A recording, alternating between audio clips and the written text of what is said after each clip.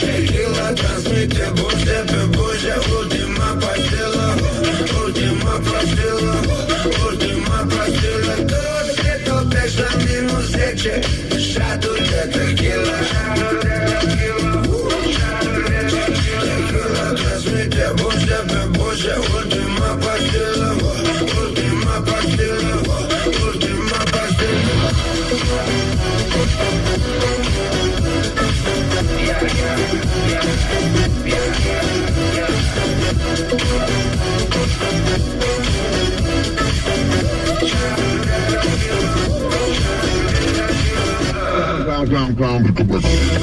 Zodiacal vorbind, noi nu ar trebui să fim doi.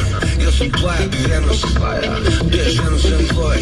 Dar cu fiecare clipă mă conving tot mai mult că tu ești altul de fată și vreau să înțeleg de ce. De ce? Poate că, pentru că nu dansez, dar eu da. Poate că, pentru că nu trișez, dar eu da. Poate că, pentru că nu te-am mai văzut niciodată. Nu te-am mai văzut niciodată. Și vin să-ți spun, tu știi cum tequila ta vină și buzele moi mă fac să-mi filme cu tine, să-mi filme cu noi.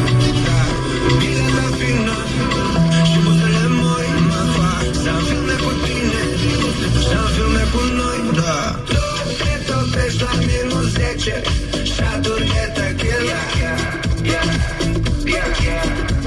Tequila transmite buze pe buze. Ultima pastilă, ultima pastilă, ultima pastilă. Tu te topești la minus 10 shoturi de tequila. Tequila transmite buze pe buze. Ultima pastilă, ultima pastilă, ultima pastilă.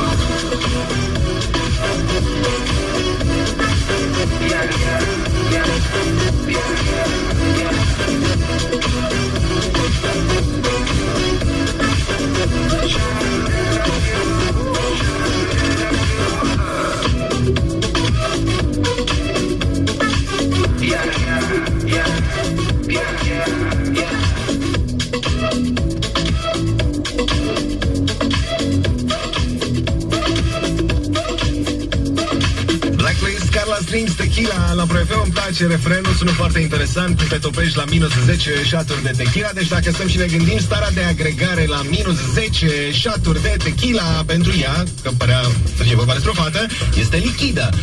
La minus 15 shoturi de tequila sunt convins că starea de agregare este solidă. Adică este lemn. Altfel nu imaginez că poate să fie.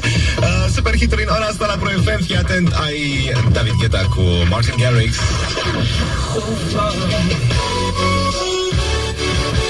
J Balvin cu Anita, Downtown.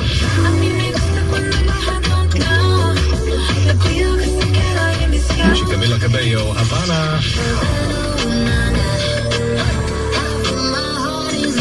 Deci pe Pro FM, Tony Goldic, sunt eu, Jack Jones.